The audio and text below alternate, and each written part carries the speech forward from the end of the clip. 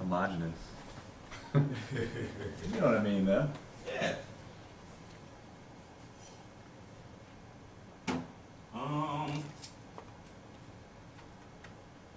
Where's that?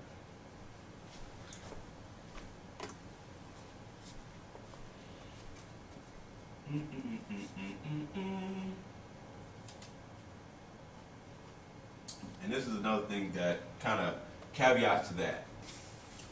So, realize that you have all these things at play in yourself. Realize that all these things are at play in other people, right? What does that really mean?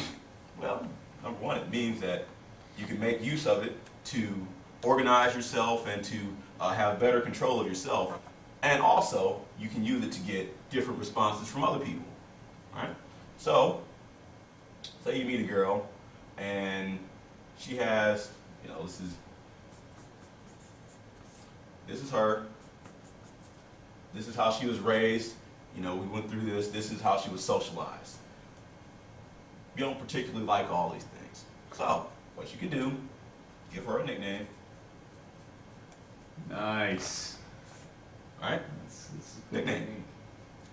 And, for example, I'll give a real life example. I met a girl at the mall and saw her walking by and I'm like, dang, the dynamics aren't right. I can't approach her because she's walking a different direction on a different side of the dang on mall. It's just not gonna work.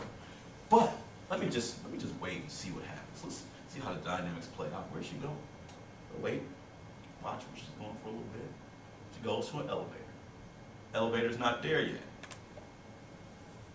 All right, now we got some plausible deniability here. I can go to the elevator, ride the elevator. So I go over. Halfway there, elevator door opens, she goes in, hold the elevator. Get on the elevator, and this elevator was hot as hell, man. I didn't even expect to get on. Damn, it's hot. She laughs. So I started displaying my personality already, you know, humor, so on and so on. And I'm like, what you got there? Is that a slushie? You know what? I was just hanging out with somebody who had a slushie, and that thing was the sweetest damn thing in the world. It almost ruined my teeth.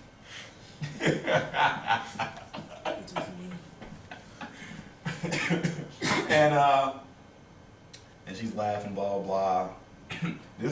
Now keep in mind, this was a 1-floor elevator ride, so it's short. You know, that was pretty much the whole interaction.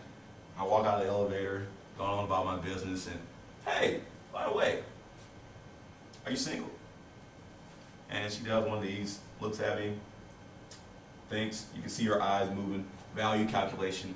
She's like, no, I'm single. All right, well, in that case, why don't you take my number really quick and send me a text. You got a text message? Yeah, I got a text message. So she did. Took my number, sent me a text, text her back. That was the whole interaction right there. Boom, elevator ride down. That's all the time I had. Maybe a minute max to display my personality enough to the point where she wants to give me her number, right? A minute. But I did. And she's texting me, and we have a telephone call, blah, blah, blah. I found out a little bit about her, and I gave her a nickname. She's very tall, so I called her. Her nickname was Sexy Legs. Right?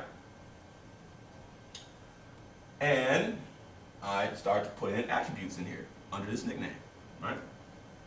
And they have this thing, I don't know if you're familiar with the term sexual framing. Have you heard that? Have you heard that? Sexual framing is pretty much you set a sexual tone, right? And you establish it very early on. And what that does is that once you have that frame set up, that sexual tone is there, you know, now you, for example, if you use double entendres, things that have double meanings that can be taken in the sexual nature, if you don't have a sexual tone, then the connotation is going to be that it's not a sexual thing. They're going to take it in the non-sexual way. But if you do have a sexual tone there, or a sexual frame, then now it's 50-50 mix-up. They don't know. What does he mean by that? You know? So, establish like sexual frame and, you know, kept doing that, and I would always put the attributes to sexy legs, sexy legs, sexy legs, sexy legs, sexy legs. So when I called her sexy legs, in her mind, those things came up. All right? At least that's how I'm using this. That's the theory. We'll see. We'll see. All right. So moving on. Any questions about any of the above so far? Comments?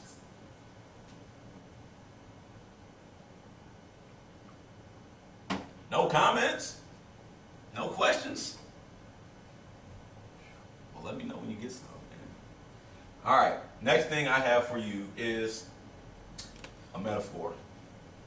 So, think of a seed, right? A seed from a plant. We want this seed to grow into whatever kind of plant it is. What does it take for a plant to grow? What does it take for a seed to grow?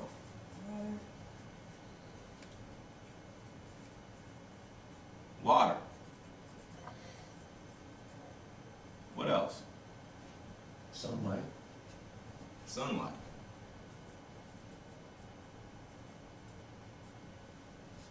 Anything else? Got to be in the right kind of soil. Anything else? I think that's it. That's pretty much it. All right. So in order for a seed to turn into a tree, plant, whatever it might be, it needs three things: water, sunlight, soil. All right, well, I got my seed. I'm going to sit it right there on the banister. Plenty of sunlight for that seed. Get all the sunlight you can take, seed. Is that seed going to turn into a tree? No. Doesn't have the other two things, right? So if you take a seed, the whole thing about the plant metaphor is that we know what things it takes for the seed to grow into a tree. Furthermore, if these things are present, but it happens in the wrong sequence, it won't work, right? True. And we know from mystery that in terms of growing a relationship, creating a relationship from a seed, a quick interaction, to a tree, whatever kind of relationship you want to have, you need three things.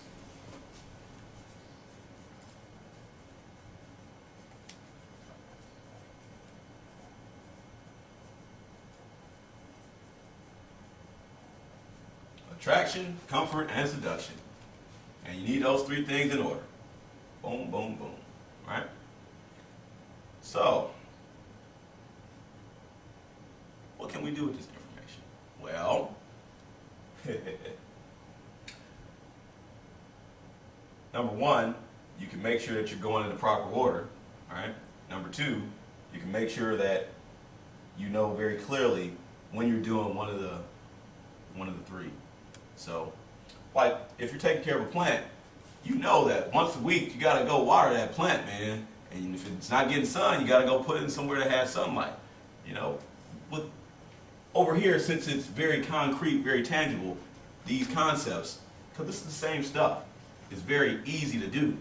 But over here, since it's all things that we keep track of in our minds, we might forget, or we might make a misstep or a misplay, or do something out of order. But it's the knowledge that it takes to grow a plant is the same knowledge that it takes to grow a relationship. It's just harder to perceive what you're doing at the particular time and how that relationship is developing, because it's not a tangible thing, right? So, how do you get good at that? Has anybody raised a plant before? Okay, have you? I suggest you get some plants, man. I don't have any. Maybe I should take my own suggestion. What? Most of my plants died. Very interesting. So I'm the only person here who successfully raised plants. I guess. Complicated stuff. Master pickup artist right here. Right, I see that. No, that's actually kind of strange to me. I thought everybody grew plants. Hey, you got a good conversation starter now. Cool. You do. You really do. You use that, man. All right. All right, so this is kind of a metaphor just for a way of thinking about this whole seduction thing. You need three things in a proper order. You need to keep track. You need to be able to perceive if something's going wrong. Like with a plant, it's very easy. This thing is starting to turn brown, man. What the? Needs water. It needs water. But your relationship starts to turn brown. You don't know what the hell to do. You don't even know it's turning brown. There's a problem there. You have to be able to perceive this, right? How do you get to the point where you can perceive these intangible objects? Well, trial and error, practice, I don't know, sensitivity to something, whatever the case might be. It's hard to say because this is very dynamic. Yeah, especially in a long-term relationship, it's like the same situation sometimes calls for a bit more comfort, a bit more seductive quality, different things. All right.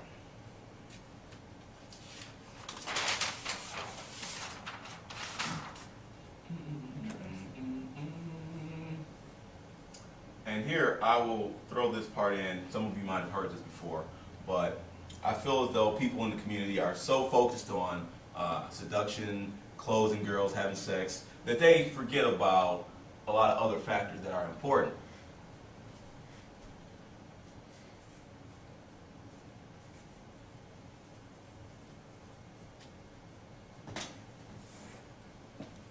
Toxic personalities, right? Sometimes you meet a girl and, yeah, she's hot, but she's got nothing going on for herself, And you think, logically, if I deal with this person for a long enough period of time, the net effect to my life is going to be negative. That's not really, somebody you want to deal with long term. But a lot of times guys are like, well, she's hot. So what? She's hot. They just throw out logic goes out the window. She's hot. Jump right in. Let's do it. Yes. I'm going to close this girl. But I don't know. That's one way to do things, but I don't particularly think, at least for me, that's not a good way to live my life. I like to avoid toxic personalities, right? I really do. I have here a very calm environment, I would say. It's very controlled. There's nothing in here that I didn't bring in, or let in, or invite in, right? So why would I invite a toxic personality? You wouldn't invite a known criminal who's actively a thief into your house, would you? It'd be like giving them the key. You wouldn't let a criminal house sit for you. If you did, I hope you wouldn't be surprised if you had nothing left. Why not? He's a toxic personality. You want to avoid him. So, I guess my 2 cents here is to just, when you're meeting people, because we're pickup artists, that we go out to meet people, you want to find out very quickly if someone is a toxic personality. Why? So you can avoid that person. But the flip side of that is you want to find what's the opposite of a toxic personality, would you say? A healthy person? Yeah.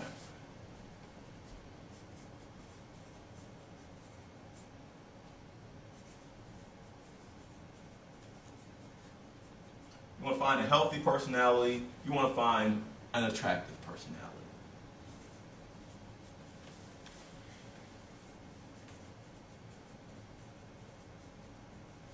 All right? So, something that I came up with while I was on the phone with her, actually, is a game, a compatibility game, right?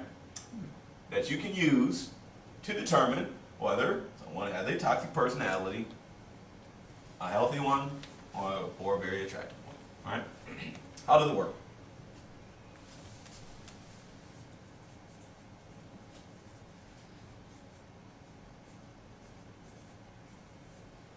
It's a compatibility game. And the way it works is I say, take 4 qualities, 4 attributes, 4 things that you would like in your ideal mate, right? The top 4. For me, these items are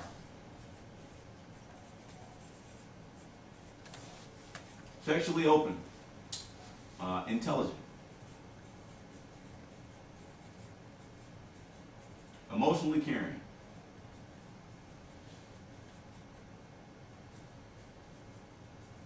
and goal-oriented. Alright? So you got these 4 things. And you put all of these on a scale of 1 to 10, right? Because you're going to rank this person.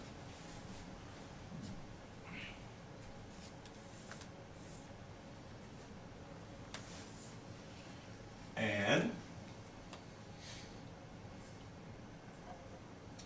I should say, realize that when we talk about avatars, when you first meet somebody, you're probably not really meeting them. You're probably really meeting their avatar.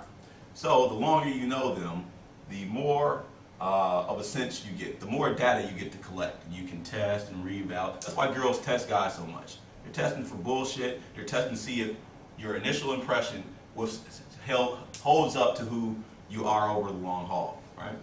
So, for example, let's say you meet a girl. Let's say I meet a girl, and let's say this is Sexy Legs, and let's see here. She would get sexually open. Let's see here. 8, intelligent. Let's see here. Let's say 6, emotionally caring. Well, let's say just based on what I do know so far. Let's see. 5, goal-oriented. Let's say 8. Somebody add that up. What's that? 27. 27 out of 40, because all these are 1 through 10 scale. All right, well, this doesn't really tell us much because we've only done one person, right? Just for shits and giggles, let's say we met some other girl. Let's see, this is Sexy Legs.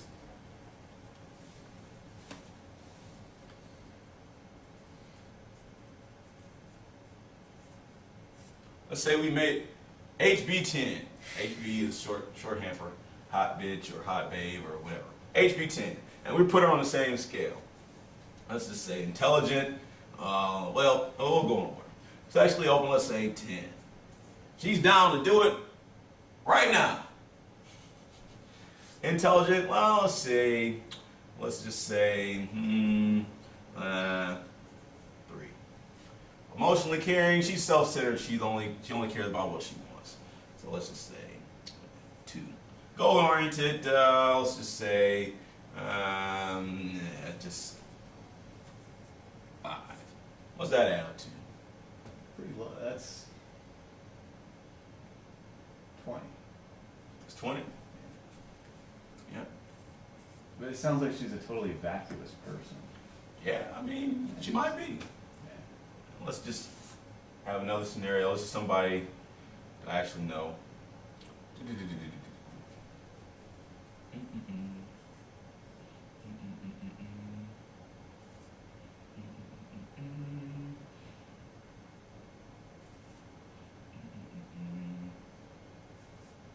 All right. What does that add up to? 32. All right.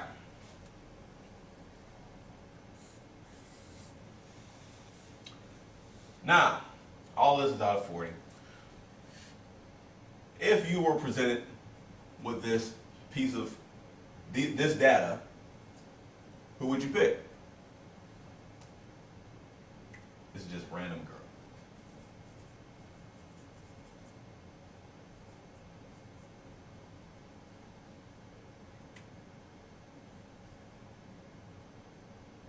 The one on the right, the 32. All right. And why? Well, those are good qualities.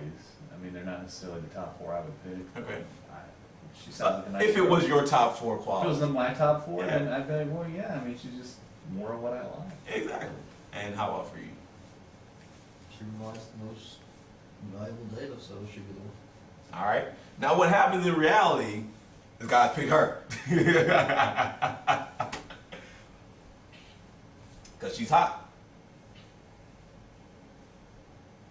That's not good. I gotcha. There's going to be because I might would lean towards that, but especially for a short-term thing. But there's going to be some things that would be deal breakers, like if she's really, really self-centered and unpleasant. Yeah. But this, I propose to you, is a nice, fun little game you can play. You can do this seriously, you know, on your own time and keep track of these things because you might hang out with this girl. And after you guys hang out, it's kind of like,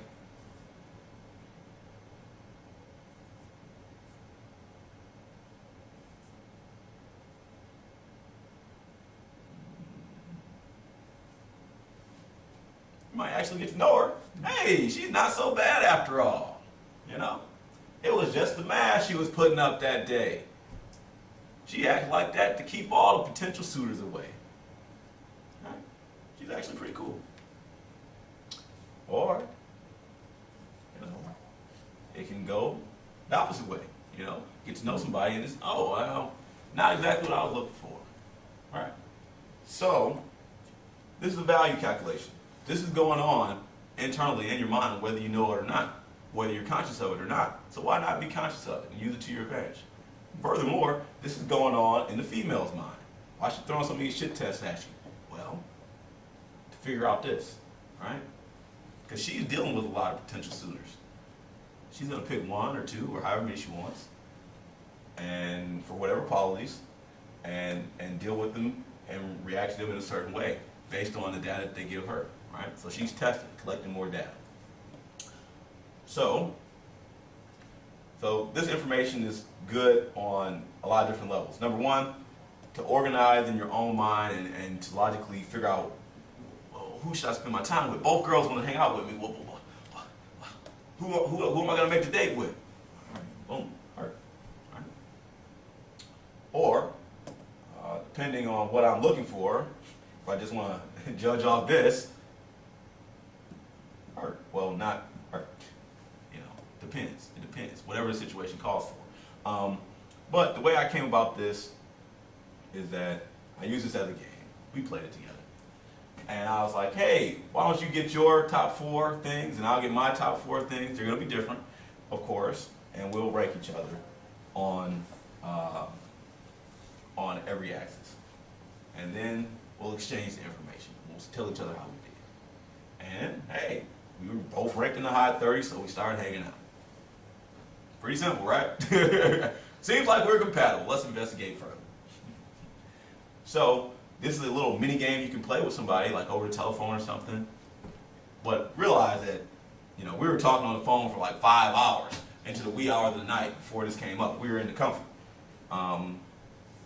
So it's not something you're gonna walk up to somebody, hey, how you doing? What's up? Hey, I got a game. You wanna play a game? My name's Jonathan. Oh, John, great. I need that, John.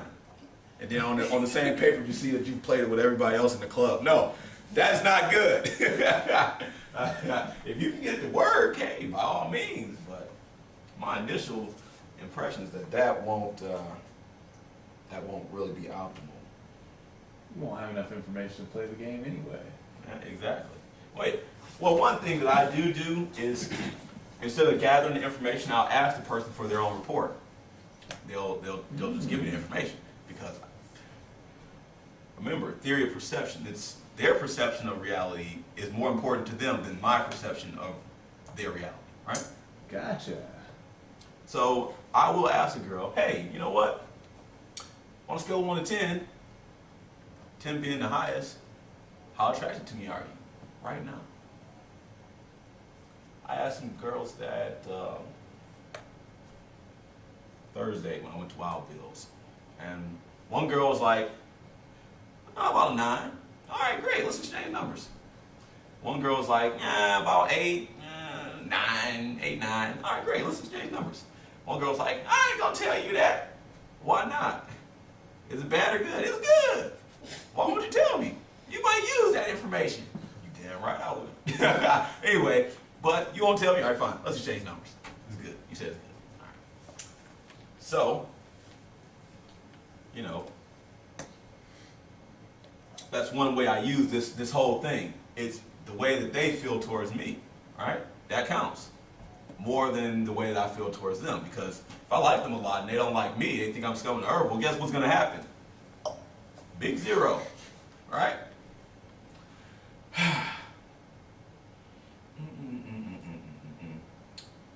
Any questions on this? Comments?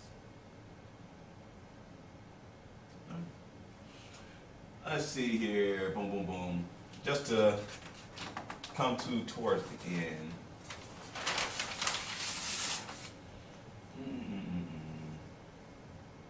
I think when you're meeting people, like we talked about, the plant needs, different things in order for it to grow. In order for, at the onset, a relationship to begin and carry forth in a positive way, I think you have to take into account the total state of the person. We talked about train of thought, where their mind is at.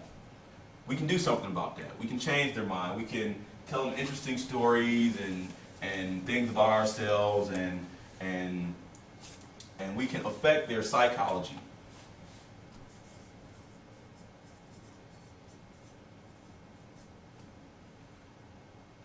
This is what all the material, all the external things that people tell you to say and do, it affects the person's psychology, right? We can affect that. We can change that. Through psychology, we can affect their emotions. Maybe not. We'll tell our funny story, we'll tell our joke, and they'll get mad at us. That's not what we wanted. We have no control over somebody's emotions. We can present something to their mind, their psychology, and we have no control over how they interpret that. All right? Another thing we don't have control over, so this is, we can't do anything about that.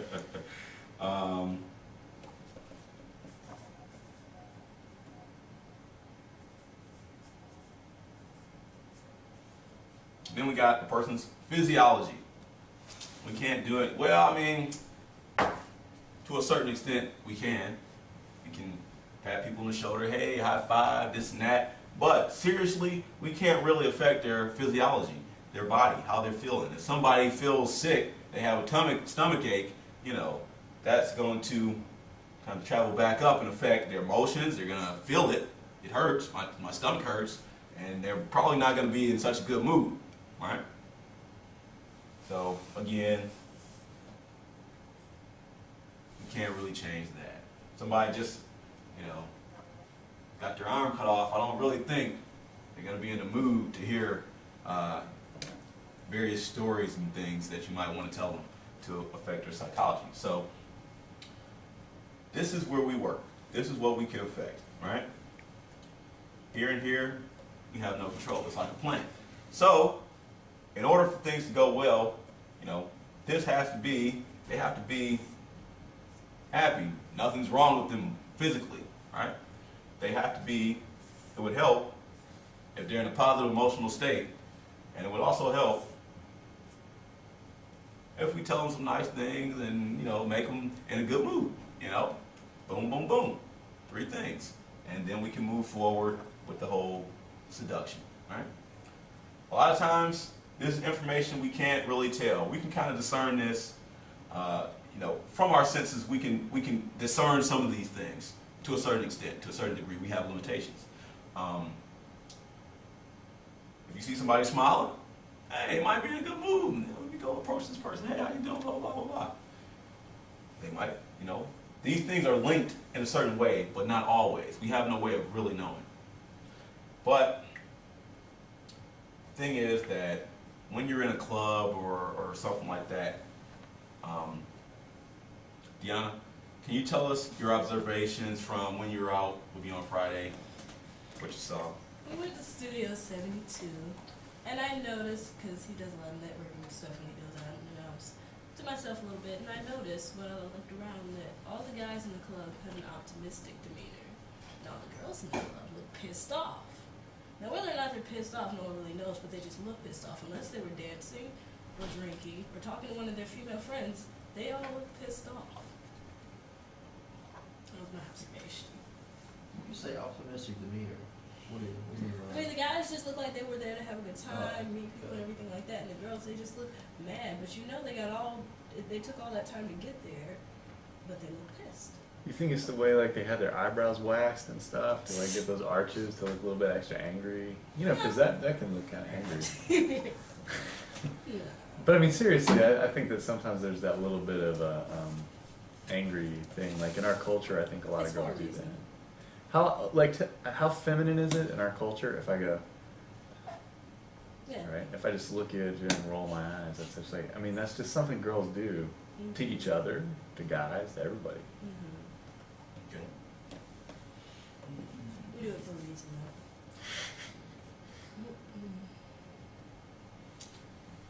though. So, this is information. This is kind of yes. What's the reason? You knew he was gonna ask. Because it's to ward people off. Gotcha. So it's on like a subconscious level. Girls don't even realize they do it. I didn't even realize I did it till I looked around and noticed. Interesting. Yeah. Hmm. It's different. All right. So, everything that really is talked about in the seduction community so far is on this level, psychology, how to give someone data that will hopefully, travel down and affect their emotions in a good way. This I don't really think you can do anything about. I mean, certain things, well, maybe give somebody some aspirin, but short of giving somebody medicine, you can't really, and they probably wouldn't take it from you. You just met them anyway. Oh, you're pissed off because your stomach hurts, huh? I got something just for that. I'll be back in 15 minutes after that aspirin takes effect. Nice. And I'll do some routines then. Short of giving people drugs, you can't really change the perception of that. That is a strategy. Not a good one. Slipping things in people's drinks and stuff, that's. Well, I don't. Not a good one. We're gonna edit. I'm this not tape. advocating that. I'm just saying you can do that. And some people do, Some right? people do. They probably call themselves PUAs. Yeah, hey, we will. Whatever. I lost my point. I forgot what I was saying. Was that a strong enough thing to derail your? Yes, train it of thought and was. Bring you off something Train of else? thought is whoop, Kind of traumatic. right out of there. Let's see. Let's get back on the thought train. Come on, locomotion. So when last time Matter was here, he talked about something on this level. He called it current emotional state. That you want to try to sense the person's their emotional tone. And he talked about some research that's been done on this. He gave the name of the guy, but I didn't write it down. But you can probably research it. That you can figure out what somebody's emotional tone is. People have different emotional tones. And what Matador said is that people have a default emotional tone, right? That they'll always go back to. For example, I do believe my emotional tone is happy. Like, very rarely do I wake up anything other than happy. Despite what's going on in my life. I could have a fight with somebody, blah, blah, blah, blah, blah, blah, so angry, go to sleep, next day, wake up happy. Great. Your emotional tone is happiness. Nice. Whereas somebody else they might be depressed all the time. They wake up, oh God.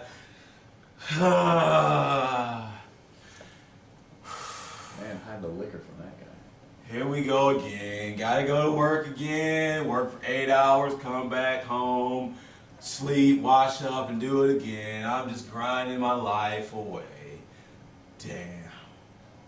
Current emotional tone is depressed, I don't really want to meet that guy. So, but you can get a sense of this. So, like she said, her observation was that most females were upset in the club. But logically, that can't really be the case. Why would you come somewhere, pay $20 to get in, just to be upset when you got inside? Furthermore, you spent an hour getting prepared to come in here and pay money and then just sit there and be upset. That doesn't make sense. That can't be how it actually is. Could be a pattern somebody's trapped in. Like she pretty much just said, you said a lot of women aren't even aware that they're doing it. True. They're not aware, but once we realize we're aware, we're like, oh, that's why we do it. We're gonna keep doing it. Gotcha. I mean, remember, there's the flip side to every coin. I mean, there's benefits of being pissed off inside the club. You keep a lot of suitors out, you know. They, oh shit, she's pissed off. Let me not talk to her. But you know, us, you know, pickup guys, we don't give a damn. Right. Hey girl, I'm going to affect your psychology and change your emotional state. That sounds cheesy when you say it like that, Doug. That's what we do. Funny. That's what we do. That's our goal. So one thing you can do here is you can try to realize beforehand what is the emotional tone someone is feeling, right?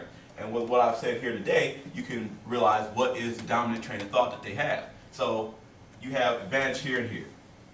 Now your level of expertise will determine how far you go. I can't, you know, determine that, but let's try to stack the cards in your favor.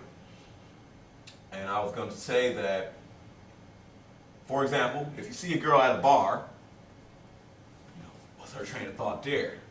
Buying a drink. It would be probably a bad time to approach her. Why? Her train of thought is buying a drink. You approach, what's she going to want you to do? Buy her a drink, right? But if you know that going in, you can go over and use that to your advantage. Her train of thought is buying a drink. She's probably going to ask me, so I'll just go in and cut that off. Hey girl, how you doing? Nice to meet you, blah, blah, blah. You know what? I like you. I like you so much, you need to go. You have my permission to buy me a drink. What? Buy you a drink? You supposed to buy me a drink. I can't, girl, I can't. I don't have any US dollars. You don't have any US dollars? What are you talking about?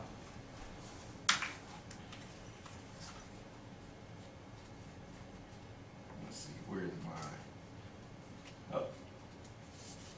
Hand her this. See? What is this? That's $1 from Guatemala.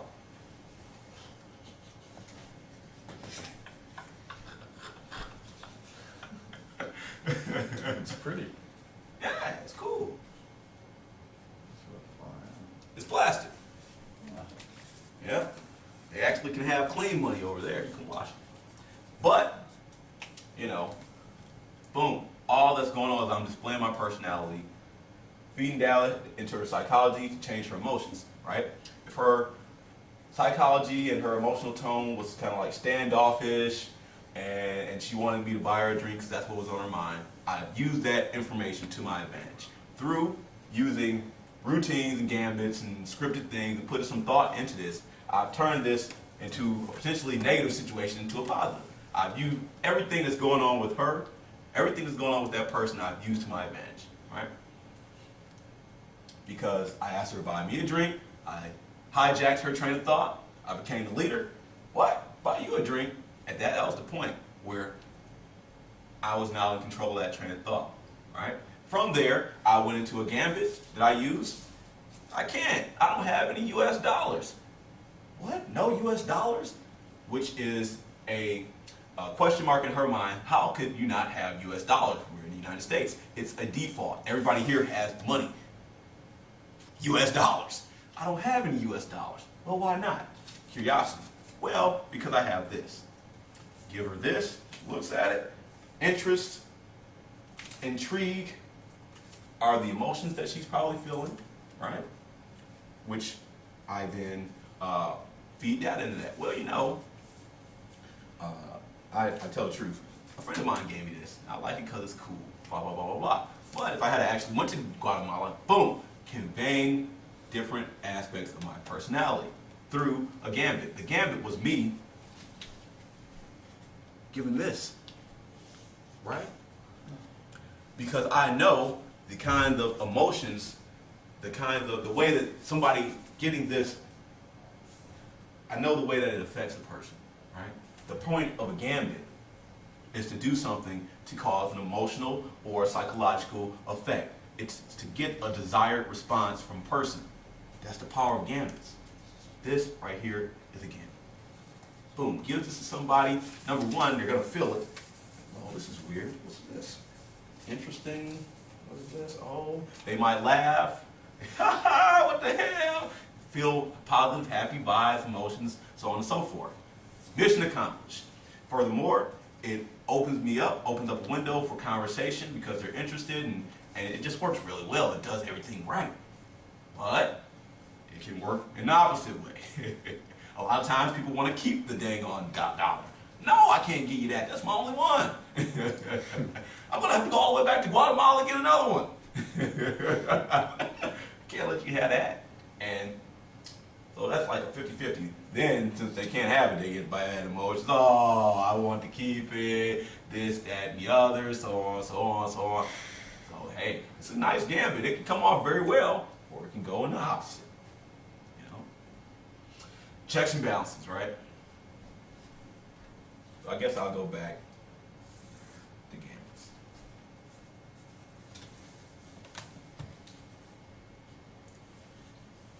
So I have my dollar gambit.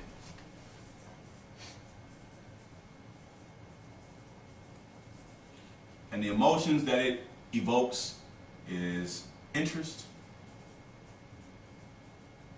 What else? What other emotions do you think that would evoke? Curiosity. Fun.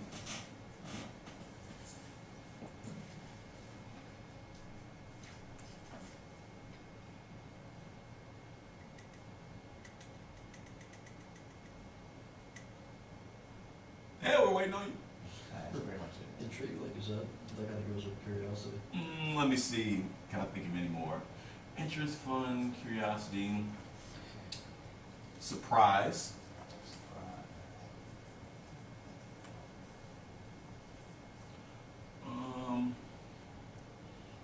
Trying to think back of some of the responses I got. Something like novelty. Here's one. Anger. People get mad when they can't keep it, man. I wish I had enough to let everybody have one. That'd be cool. You know, nice little way of remembering you. And the thing is only worth 12 cents. You know, I'm gonna try to figure out a way to spend $5 and get a bunch of them. And that would just, that would get rid of the anger. Cause, the only time I get that is when they can't keep the money and they want to. So that would just turn this into a completely positive thing. It would be me completely giving value. Boom. You get nothing but good emotions from that gambit. Now, this is a very good gambit because it's more chances for a positive than a negative. It's good. It's fun. Now, for you guys, think back. Not saying make anything up. I'm saying think back to different things that you have done that have hit well, that went well for you. And all I propose is that you take the best moments of your life and you do them again.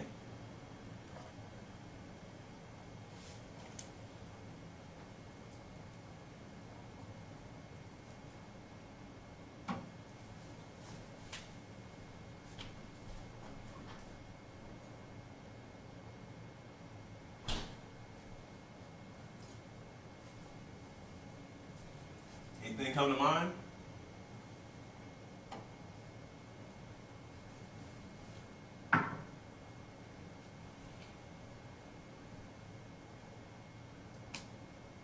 Anything, anybody? Yes. Well, one time I guess I was somewhere in the middle of comfort building stage. Mm-hmm. Me and this girl were talking. We both like rock climb and all this kind of stuff. I just asked her, have you ever died or almost died? Have you ever nearly died? You ever almost had something? And it just ended up being this thing where she was telling me this long story about how she nearly got killed and all this. Mm-hmm. And I think, there was just this real strong feeling of like extreme comfort building there. So like it was a really odd moment because we really felt close and we pretty much just met each other. And then I told her a couple of my stories about nearly dying.